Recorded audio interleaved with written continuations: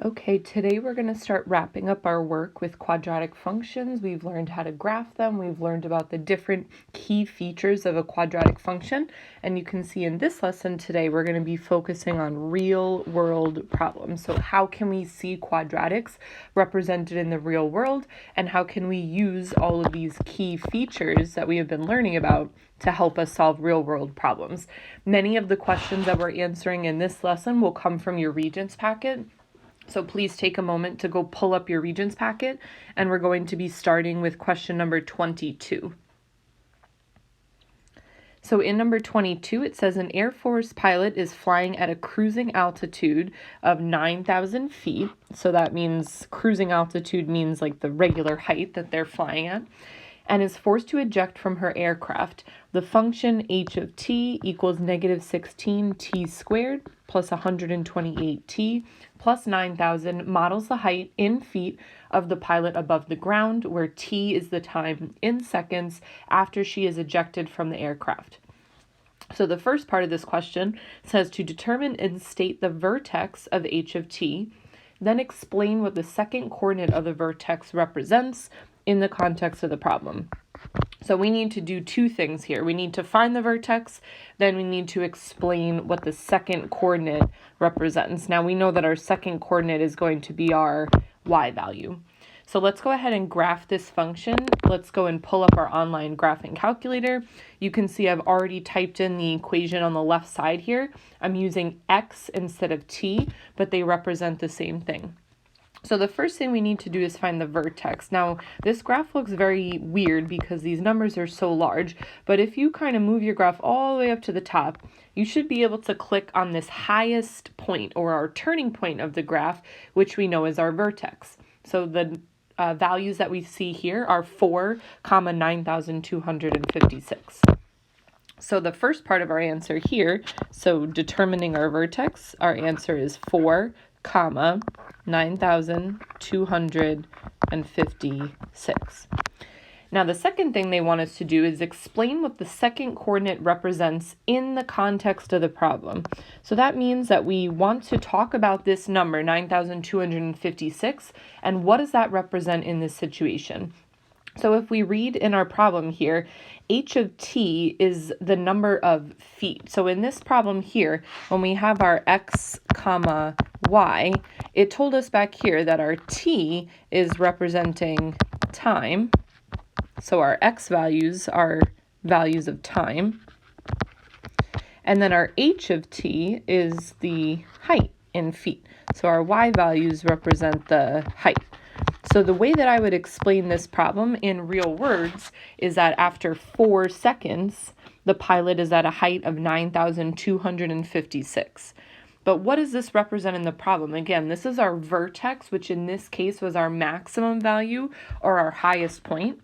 So for our first answer, we could say that the maximum height the pilot reaches is 9,256, and we'll be sure to include our units of feet. Okay, let's take a look at the second part of the question. It says, after the pilot was ejected, what is the maximum number of feet that she was above the aircraft's cruising altitude? Now, if you remember back in the problem, in the first sentence here, they told us that the cruising altitude was 9,000 feet. And we just said in the first part of the problem that the maximum height was 9,256. So if my cruising altitude is at 9,000, so this is my plane over here, and now I'm up here at 9,256, how many feet was she above? They're essentially asking us to find the difference. So we can go ahead and subtract. And if we subtract these two numbers, we get 256 feet. Okay, so again, we're going to continue working with real-world quadratic problems just like this one. Let's go ahead and move to number 12 in our Regents packet for our mini lesson. So in number 12, it says when an apple is dropped from a tower 256 feet high, the function h of t equals negative 16t squared plus 256 models the height of the apple in feet after t seconds. So we see here that our x values here will represent time in seconds, and our y values here, or our h of t, will represent height. So they want us to determine algebraically. So algebraically means that we need to show work, and it also means that we can't graph. So unfortunately for this problem, we can't go into our graphing calculator. We could use that to check our answer, but we need to show some sort of work.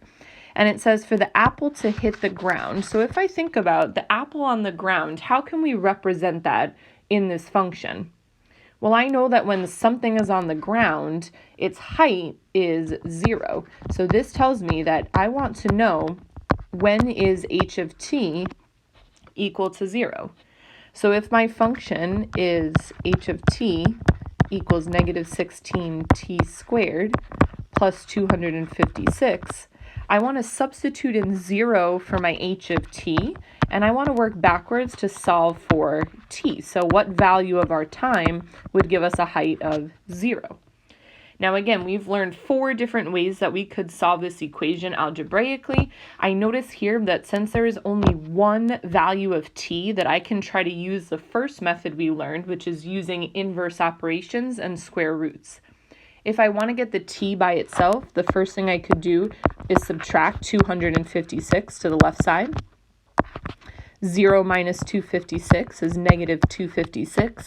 Bring down my equal sign, bring down my negative 16t squared, and the 256 canceled. Next thing I could do, I know that negative 16t squared means negative 16 times t squared, and the opposite of multiplication is division. So let's go ahead and divide both sides by negative 16.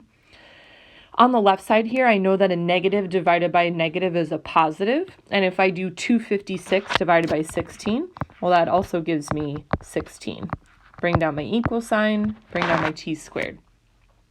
Finally, I want to get rid of this squared, and I know that the inverse operation of squaring is to take the square root. On the left side here, I know that the square root of 16 is both positive and negative 4, and on the right side, I'm just left with t. So I've successfully solved my equation, but since this is a word problem, let's answer it in words. They were asking us here to find the number of seconds it would take the apple to reach the ground. Now, although I got 2 different answers, positive and negative 4, it wouldn't make sense to have negative 4 as my time. So the answer here will be positive 4, and the units will be seconds.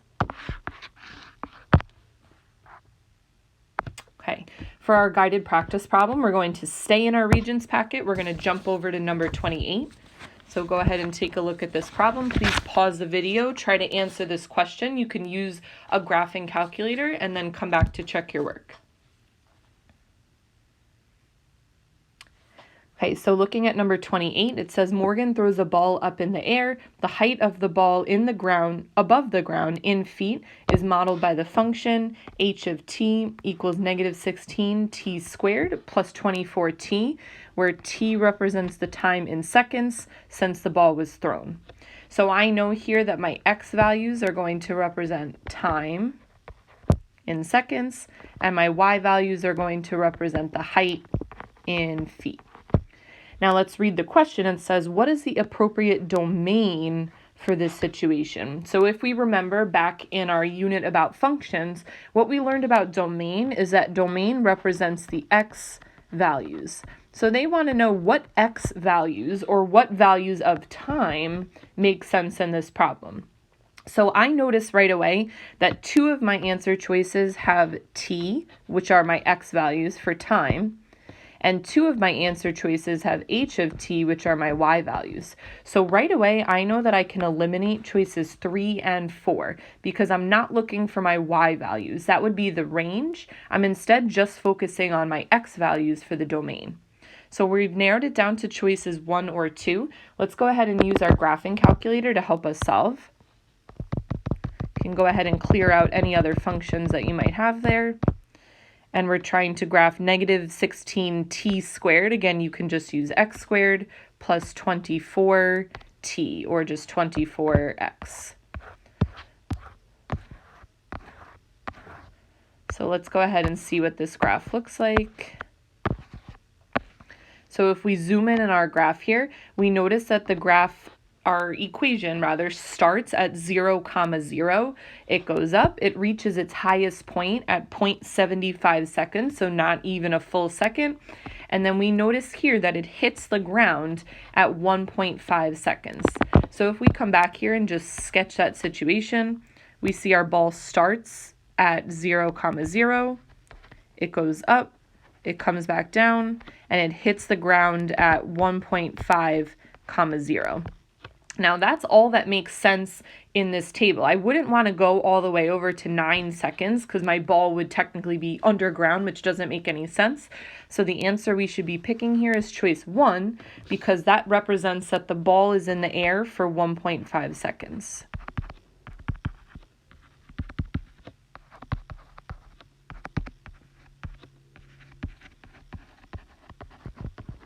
Okay, so we're ready to try our checkpoint question. Again, one more problem in our Regents packet. Here come a bunch of free answers. Here's number 18. Again, since it is a checkpoint, please pause this video, go and try it on your own, and come back when you're ready to check your work.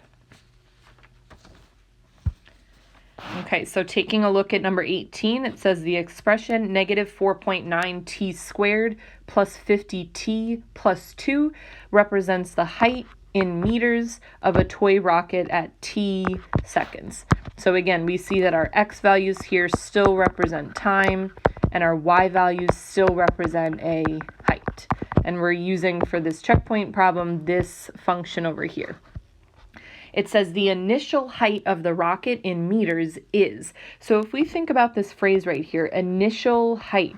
So the word initial means starting or at the beginning. So they want to know what is the original height of the rocket. So you could have solved this algebraically. I'm going to show you how to do it graphically so we can use our calculator to help us.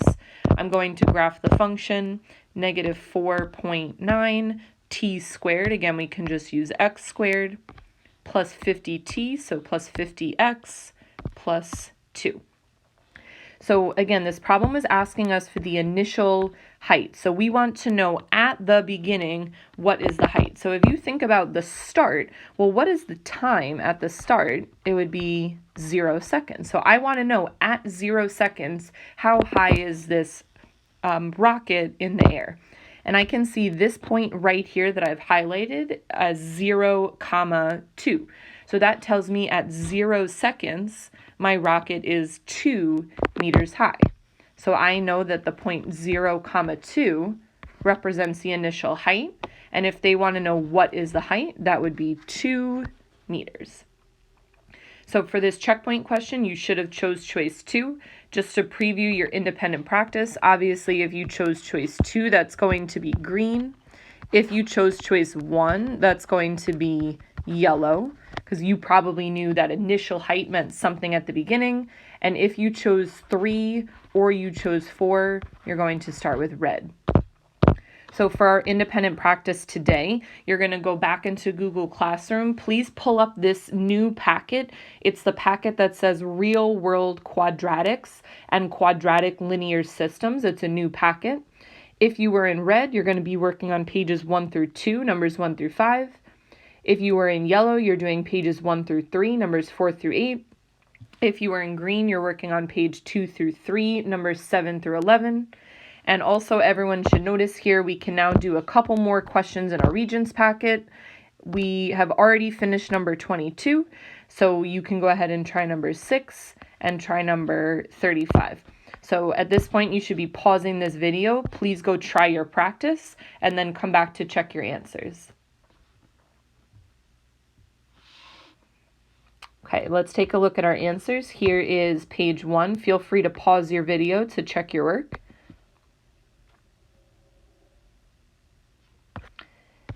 Here is the bottom of page 1. Moving on to page 2, here's numbers 5 and 6. Moving to the bottom of page 2, here's number 7. Moving on to page 3, here's numbers 8 and 9. Moving to the bottom of page 3, here's numbers 10 and 11. Moving on to page 4, here's numbers 12 through 15. And finally, the bottom of page 4, here's number 16. Again, all of those questions came from old Regents exams, so you can see that this is really important to know how to do for the Regents. If you still feel like you need help understanding how to solve problems with real-world questions with quadratics, please contact us for extra help. You can also watch the Khan Academy video that I posted. And last but not least, you're going to want to go into exit ticket 8.4. Please try question number 1. You don't have to submit this just yet, but you can try this question and wait until you've done the second question before you submit.